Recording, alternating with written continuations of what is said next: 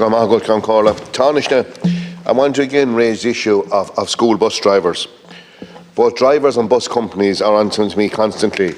They're completely exasperated about the age limit on school bus drivers. And recently we have changed that you can get your driving licence now up to the age of 75 without a medical report.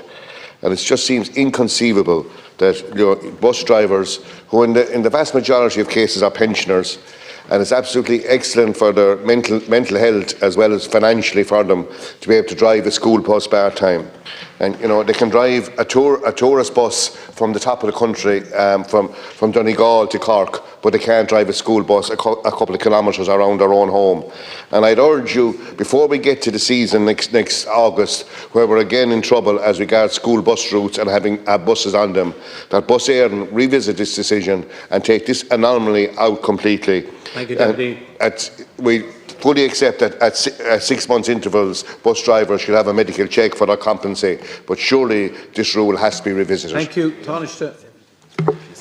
Yeah, I think, Deputy, I agree with you, basically, and I think you've articulated that very well. And there is a shortage of driving. Obviously, Bus Éireann want to make sure that the safety situation is correct, and they've resisted making that change because of, in their view, in the interest of safety. But the world has changed dramatically in terms of life expectancy, in terms of people, being in a position to work at ages now that we would have considered inconceivable 20 years ago.